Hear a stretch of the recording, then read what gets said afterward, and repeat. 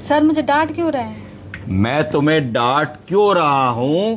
मैं तो समझा रहा हूं, पहली बार डांट नहीं रहा हूं। डांट तो तुम रही हो मुझको, ऐसा नहीं है, इसलिए डांट रहा हूं। देखो बच्चों, सामने देखें तो अब आपने 100 ml की बोतल में एक ड्रिप सेट लगाया है। ड्रिप सेट में आपने आधा अंदर है आधा बाहर और टेप चिपका रखा है। क्यों चिपका रखा है? इसलिए चिपका रखा है क्योंकि जब आपने इसमें ड्रिप सेट डाला अंदर तो आपसे छेद बड़ा हो गया या 2 छेद हो गए, उसकी वजह से फ्लूइड टपकने लगा। जब फ्लूइड टपकने लगा तो फिर आपने ड्रिप सेट निकाला और निकाल के कोशिश करी, जब नहीं गया तो फिर आपने टेप से उसको जुगाड़ करके उसके डायमीटर को बड़ा किया और उसमें घुसेड़ दिया। अब आपने ये नहीं देखा कि ये जो टेप है ये धीरे धीरे उस फ्लूइड से या दवा से गीला हो रहा है और एक संक्रमण का आपने रास्ता बना दिया। ये चीज एयर टाइट होनी चाहिए थी मैडम। क्या होनी चाहिए थी? एयर टाइट होनी चाहिए थी। अब इससे मरीज को संक्रमण जाने के चांसेस बहुत बढ़ गए। तो उसको तो हमने एंटीबायोटिक ये सोच के लगाया कि ठीक कर देंगे, पर इसमें तो उल्टा लग रहा है कि एंटीबायोटिक ठीक नहीं करेगी, इन्फेक्शन दे सकती है। तो ये चीज गलत है, इसलिए नाराज हुए। ठीक है, और सुनिए क्यों नाराज हुए। आप देखिए कि ये जो ड्रिप सेट, ये जो वीगो में कनेक्ट होता है ड्रिप का एरिया, देखिए खुला छोड़ दिया आपने। इधर भी देखिए खुला छोड़ दिया, इधर भी देखिए खुला छोड़ दिया। तो इस पे तो कंटेमिनेशन हो रहा है, इस पे तो कीटाणु लग रहे हैं। ये तो खुला है, इस पे क्यों नहीं आपने कोई निडल या कोई कवर लगाया? बताइए।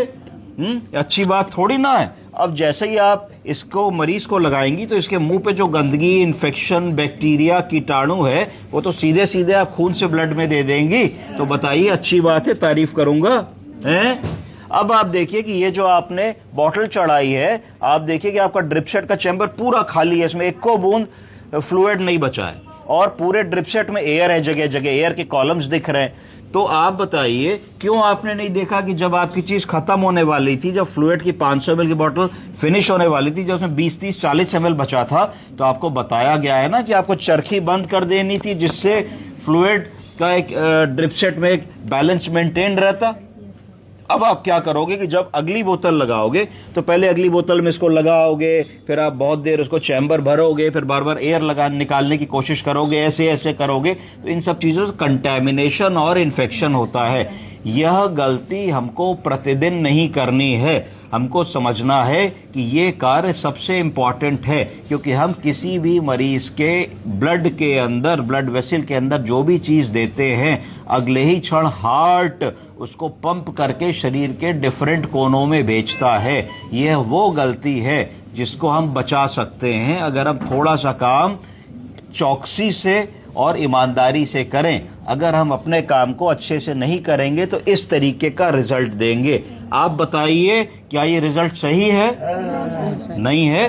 तो आज से सीखिए, प्रण लीजिए, मन में ठान लीजिए, ये छोटी सी गलती है जो हम अवॉइड कर सकते हैं। इसको हम सारी जिंदगी कभी भी किसी भी मरीज के साथ नहीं करेंगे, ना होने देंगे। जहां काम करेंगे, अगर कोई ये छोटे छोटे मिस्टेक्स कर रहा है तो उनको बताएंगे कि ये करना उचित नहीं है।